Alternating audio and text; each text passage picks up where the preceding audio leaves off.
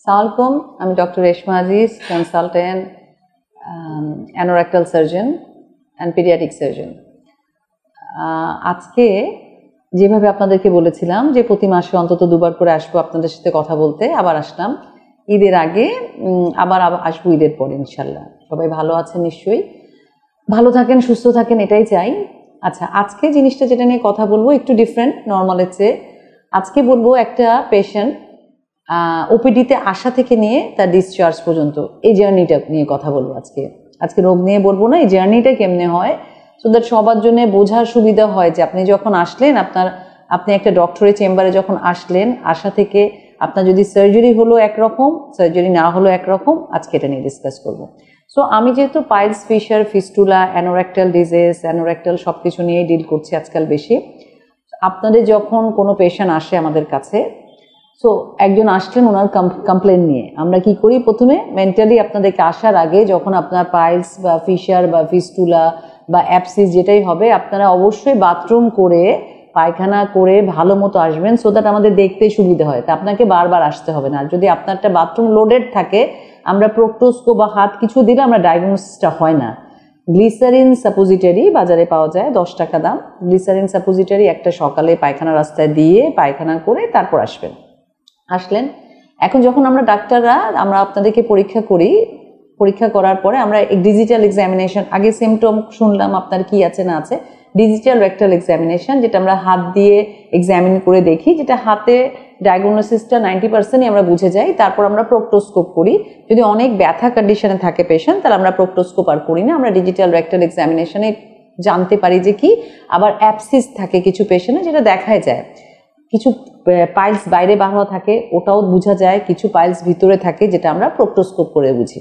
আচ্ছা, যখন আপনাদেরকে আমরা দেখে নিলাম, দেখে নেওয়ার পর নেক্সট আমাদের স্টেপ হয় 2টা।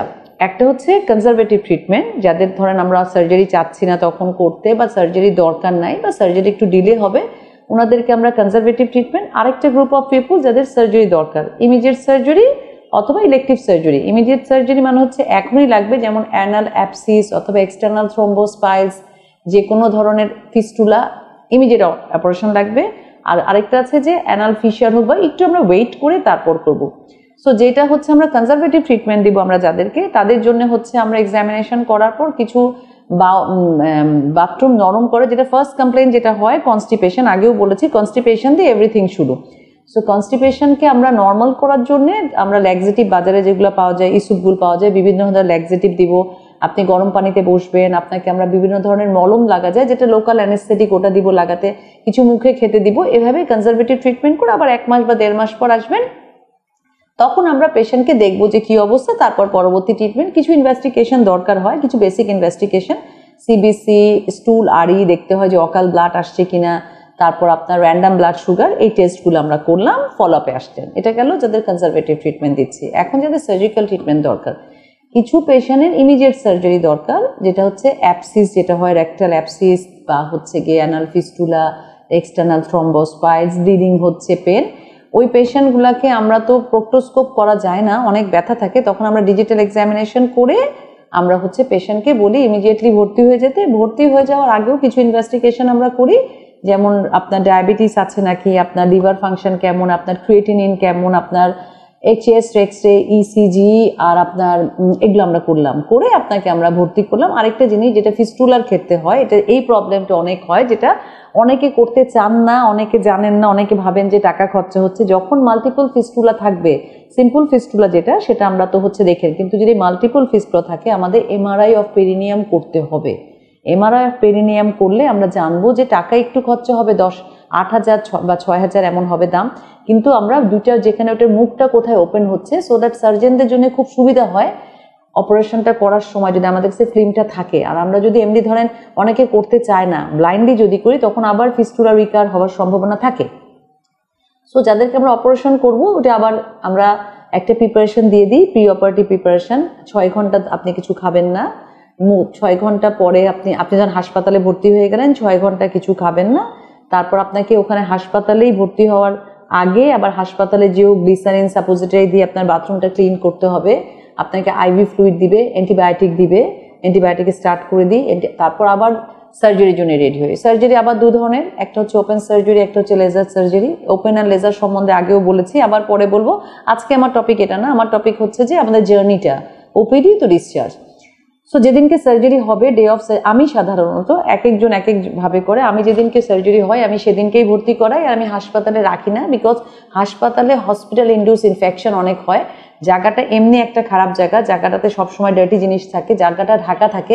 আমি যদি হাসপাতালে রেখে ক্রস ইনফেকশন আবার করি, সো এটাতে দেখা যায় যে হচ্ছে গিয়ে ডিলে হিলিং হয়। সো যেদিনকে সার্জারি হবে সেদিনকে 6 ঘন্টা খেলেন না, আপনাকে তারপর অ্যানেস্থেটিক, আমি ইনভেস্টিগেশনের রিপোর্টগুলো সব অ্যানেস্থেটিক দেখবে, অ্যানেস্থেটিক আপনাকে চেক করবে। So the day of surgery আপনাকে রিল্যাক্স থাকতে হবে, মাথায় কোনো টেনশন নেবেন না। টেনশন হলে আপনার অ্যাড্রিনালিন রিলিজ হবে, এগুলোতে স্ট্রেস হয়, ডায়াবেটিস, দেখা যায় যে হঠাৎ করে ব্লাড সুগারটা বেড়ে গেছে। সো একদম রিল্যাক্স থাকতে হবে যে আজকে আমার সার্জারি হবে, আমার সব ইনভেস্টিগেশনগুলো normal, I am ready for surgery. হ্যাঁ, ছেলেদের ক্ষেত্রে জায়গাটাকে শেভিং করা হয়, মেয়েদের ক্ষেত্রে আর শেভিং লাগে না।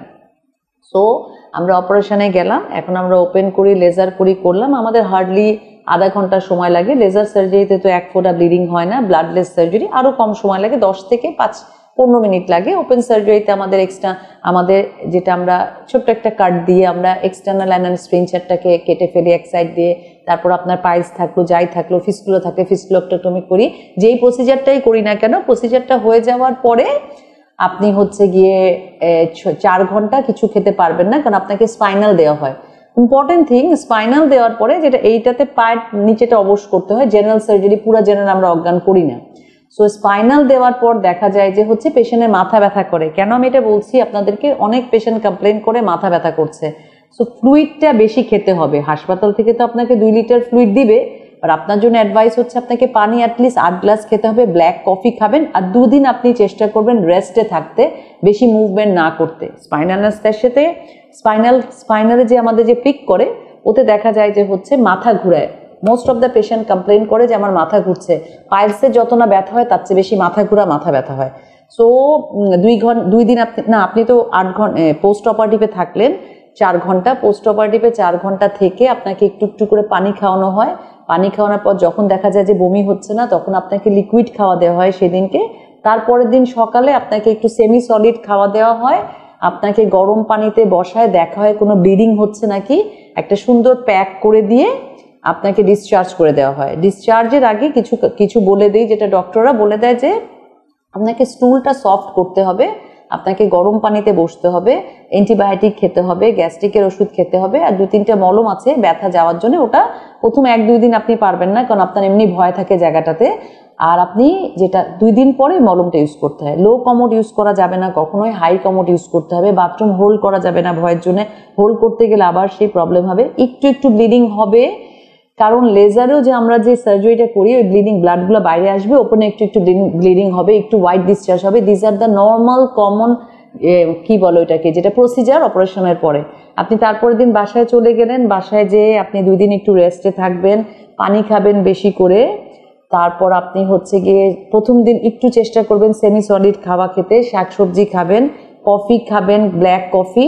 2 দিন রেস্টে থাকবেন, গরম পানিতে বসবেন, দেখবেন যে হিলিংও 4 থেকে 6 সপ্তাহ লাগে টোটালি পুরাপুরি হিলিং হতে। জায়গাটা আগেও বলেছি এখনো বলছি, টোটালি একটা ঢাকা জায়গা যেখানে আলো বাতাস কিচ্ছু লাগতেছে না। সো জায়গাটা সারতে একটু সময় লাগে। This is the journey. আমরা স্টার্ট করলাম ওপিডি থেকে, ওপিডিতে পেশেন্টের কাছে আসলাম, ডক্টরের কাছে আসলাম, কনজারভেটিভ ট্রিটমেন্ট দিল, বাসায় চলে গেলাম, 1 মাস পর দেখালাম, সার্জারি হলো, আমরা সার্জারি করলাম। সার্জারির পরে হচ্ছে গিয়ে আমরা কি করতে হবে বললাম। সার্জারির পরে 1 সপ্তাহ পর আবার আপনার ডক্টরের কাছে যাবেন, ডক্টর আবার আপনাকে দেখবে, দেখে 2-1টা টেস্ট লাগবে, আপনার হিমোগ্লোবিনটা কেমন, আপনার লিভার ফাংশন কেমন। তারপর হচ্ছে গিয়ে আবার 21 দিন পর আবার যেতে হয়, ডিপেন্ড করে কার কেমন। আমি যেমন 7 দিন, তারপর 21 দিন পর দেখি। এইটা হচ্ছে আপনার টোটাল জার্নি। এই জিনিসটা অবশ্যই দেখে নেবেন আপনারা, যেটা আমি দিলাম অপারেশনের আগে। সো আপনাদের জন্য বুঝতে ইজি হবে যে আমরা কোন স্টেপের পর কোনটা করছি। মাঝে মাঝে কিছু কমপ্লিকেশন হতে পারে, প্রত্যেকটা অপারেশনের কমপ্লিকেশন আছে, ওটা আপনার ডাক্তারের সাথে কথা বলে নেবেন। আশা করি আপনাদের জন্য ভিডিওটা দিয়েছি, আপনারা বুঝতে আপনাদের সুবিধা হবে। ইনশাল্লাহ নেক্সট ডে ঈদের পরে আবার দেখা হবে। ভালো থাকবেন, সুস্থ থাকবেন। অ্যাডভান্স ঈদ মোবারক।